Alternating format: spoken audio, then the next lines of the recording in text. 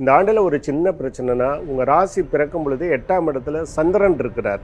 அதனால் தாயார் விஷயத்தில் கவனமாக இருக்கணும். அவங்களுக்கு உடல்நிலை சரியில்லாமல் போகலாம். அப்போ யார் நல்லவங்க யார் கெட்டவங்கன்னு தெரியாமையே இவங்க பழகிட்டு இருப்பாங்க. இந்த சனீஸ்வர பகவான் இவங்களுக்கு இவங்கெல்லாம் நல்லவங்க இவங்கெல்லாம் கெட்டவங்கன்னு பிரித்து பகிர்ந்து பூர்வ புண்ணிய ஸ்தானம்னு கெடுத்துட்டாவே உலகத்தில் எந்த ஜோதிடர்கள் என்ன பரிகாரம் கொடுத்தாலும் அபிராமி அந்தாதி பரிகாரம் நிகர் வேறு எதுவுமே கிடையாது. தொழில் இன்னொரு தொழில் கிடைக்கிற வரைக்கும் இருக்கிற தொழிலில் முதலாளிங்கக்கிட்டயோ மேலதிகாரிகள்கிட்டயோ சும்மா ஈகோ கிளாஷ் பண்ணுறது. வேலைக்கு போகிறவங்க சொந்தமாக தொழில் செய்யலாம். அதே நேரத்தில் டூலர் போகிறவங்க 4 சக்கர வாகனம் வாங்கணும்னு ஒரு ஆசைகள்லாம் இருந்திருக்கும். அதெல்லாம் நிறைவேற்றி கொடுக்கக்கூடிய ஒரு ஆண்டாக தான் இந்த ஆண்டு அமைய இருக்கின்றது. உறவினர்னால நண்பர்கள்னால அதீத நன்மைகள் அடையக்கூடிய ராசி இந்த 12 ராசி 2026 இவர்களுக்கு தான். குறிப்பாக சொல்லப்போனால் நீண்ட நாளாக. அடுத்தபடியா துலாம் ராசி.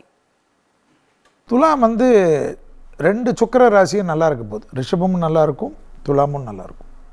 அதனால் அற்புதமான காலகட்டத்தை அற்புதமான அமைப்பை எடுத்துக்கொள்ளக்கூடிய ராசி துலாம் ராசி. துலாத்துக்கு பேரண்ட்ஸுடைய ஹெல்த்தை மட்டும் கொஞ்சம் முதல்ல பார்த்துக்கணும். பிள்ளைகளுடைய விஷயத்தில் கவனமாக இருக்கணும். பிள்ளைகளுடன் கோபதாபம் கூடாது. பிள்ளைகள்னு வந்துட்டாவே பூர்வ புண்ணிய ஸ்தானம்னு கெடுத்துட்டாவே உலகத்தில் எந்த ஜோதிடர்கள் என்ன பரிகாரம் கொடுத்தாலும் அபிராமி அந்தாதி பரிகாரம் நிகர் வேறு எதுவுமே கிடையாது. அதில் அபிராமி அந்தாதியில் 100 பாட்டு இருக்குது. 101வது பாட்டு தான் நூல் பயன் என்று சொல்லுவாங்க. அந்த நூல் பயன் யார் வேணுமா படிக்கலாம். அது படித்தாவே 100 பாட்டை படித்ததுக்கு சமம். காத்தாலே எங்கள் அபிராமி வழியே அண்டமெல்லாம் பூத்தாலே மாதளம் பூநறுத்தாலே பூயடங்க காத்தாலே அங்கு சம பாசம் குசும்பு கரும்பு வங்கை சத்தாலே முக்கணிய தொழுவோருக்கு ஒரு தீங்கிலேன்னு வரும். அந்த ஒரே பாட்டு படித்தாவே 100 பாட்டை சொன்னதுக்கு பலன்னு நான் சொல்ல அபிராமி பற்று சொல்கிறேன். ஸோ அப்பேற்பட்ட அபிராமி அந்த அதில் 40வது பாடல் 59வது பாடல் 75வது பாடல் நோட் பண்ணி வச்சுக்கினேன். ஒன்று டைப் பண்ணி லேமினேட் பண்ணிக்கணும், இல்லைன்னா டெய்லி கேட்கணும்.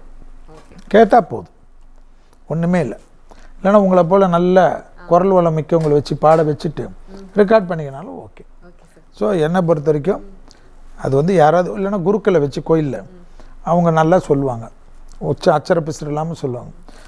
ஆடியோவில் ரெக்கார்ட் பண்ணிக்கோங்க, இல்லை வீடியோ ரெக்கார்ட் பண்ணிக்கோங்க, டெய்லி கேளுங்க. இது போதும். அற்புதமான அமைப்பு. சனி 6ல் இருக்கார்.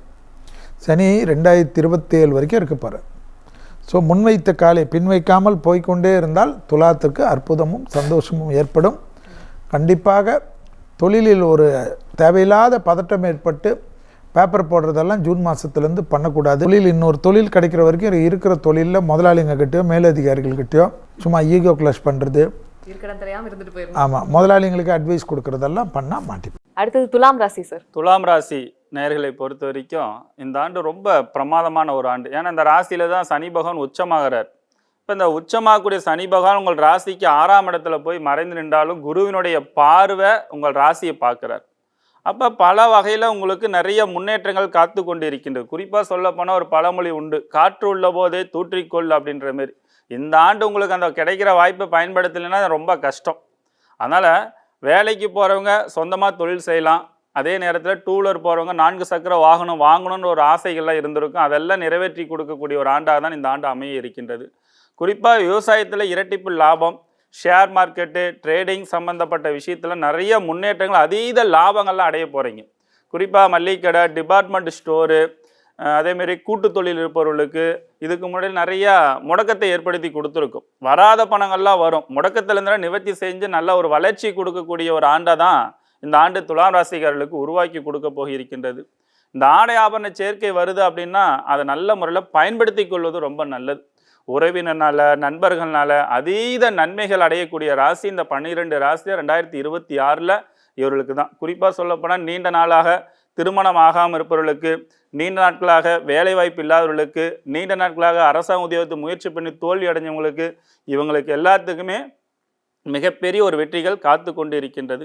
இந்த ஆண்டை பொறுத்த வரைக்கும் உங்களுக்கு நிறைய மாற்றத்தை வளர்ச்சி ஏற்படுத்தி கொடுக்கும். உங்களோட குலதெய்வ வழிபாடு நல்ல முறையில் செய்யுங்க. குலதெய்வம் உங்களுடைய மாற்றத்தை ஏற்படுத்திக்கூடிய வளர்ச்சி ஒரு ஆண்டா இந்த ஆண்டு உங்களுக்கு அமைய இருக்கின்றது. துலாம் ராசிக்கான பாசிட்டிவ்ஸ் அண்ட் நெகட்டிவ்ஸ். துலாம் ராசி அப்படின்னு பார்த்தீங்கன்னாக்கா குரு பெயர்ச்சி ஆன பிறகு மிதுனத்துக்கு வந்த பிறகே துலாத்துக்கு பார்த்தீங்கன்னா மிக அற்புதமாக இருந்தது. இப்போ கடகத்துக்கு வரக்கூடிய குரு பகவான் இவங்க துளாராசிக்கு 2ஆம் இடத்தை பார்க்க போறாங்க. அப்ப இவர்களுக்கு குடும்பத்துல பார்த்தீங்கன்னாக்கா மன நிம்மதி, சந்தோஷம், பொன்பொருள் சேர்க்கை, ஆடை ஆபரணங்கள் இந்த மாதிரி எல்லாமே வந்து அமையறதுக்கான ஒரு வாய்ப்பாக இந்த துலாம் ராசிக்கு இருக்கு. அது மட்டும் இல்லை, 4ஆம் இடத்தை வந்து குரு பகவான் பார்க்குறாரு. இப்போ 4ஆம் இடத்தை குரு பார்க்கறதுனால இவர்களுக்கு வந்து இந்த துலாம் ராசினருக்கு வந்து பார்த்தீங்கன்னாக்கா மண்மனை, வண்டி வாகனம், தாயாருக்கு ஒரு நல்ல ஆரோக்கியமான ஒரு நிலை, இந்த மாதிரி எல்லாமே வந்து துலாம் ராசிக்கு வந்து அமைய போகிறது. பொதுவாக துலாம் ராசிக்கு வந்து மிக சிறப்பாக இருக்கு. அதே போல் 6ஆம் இடத்துல இருக்கக்கூடிய சனீஸ்வர பகவான் அவரும் வந்து பார்த்தீங்கன்னாக்கா எதிரிகளை வந்து காட்டக்கூடிய ஒரு அமைப்பு. அப்போ யார் நல்லவங்க யார் கெட்டவங்கன்னு தெரியாமையே இவங்க பழகிட்டு இருப்பாங்க.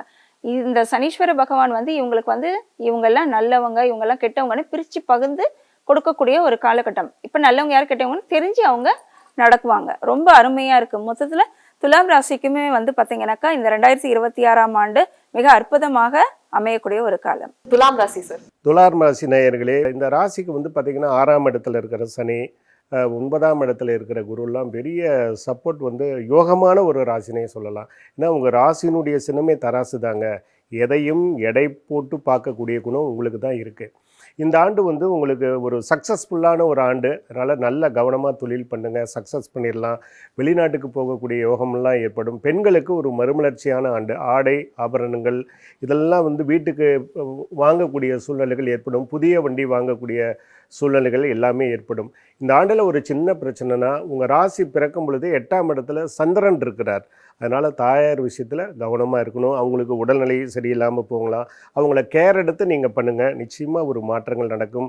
உங்கள் ராசிக்கு 3ஆம் இடத்துல ஆண்டு பிறக்கும் பொழுதே சுக்கிரன் இருக்கிறார். வண்டியில் சின்ன சின்ன செலவுகள் வரும், அதை நீங்கள் பார்த்துக்குங்க. செவ்வாய் இருக்கிறார். நிலப்புலன்கள் விஷயத்தில் கொஞ்சம் கவனம் தேவை. சூரியன் இருக்கிறார். அதனால் அரசாங்கத்தில் சின்ன சின்ன ஒரு மிஸ்மேட்ச் வரும், அதெல்லாம் நீங்கள் பார்த்துக்குங்க. பொதுவாக இந்த ராசிக்கு ஒரு யோகமான ஆண்டு, முன்னேற்றமான ஆண்டு. எதை பற்றியும் கவலைப்படவே வேண்டாம். நல்லா வந்து சுக்கிரன் தான் அதிபதி, சுக்கிரன் தான். அதனால் சுக்கிரன் இருக்கக்கூடிய கோவில் எல்லாத்துக்குமே போய் வழிபாடலாம். குறிப்பாக குபேரலட்சுமி வழிபாடு பண்ணினீங்கன்னா உங்கள் வாழ்க்கை சிறப்பாக இருக்கும், தனப்பெருக்கம் அதிகமாகிட்டே இருக்கும். வாழ்த்துக்கள்.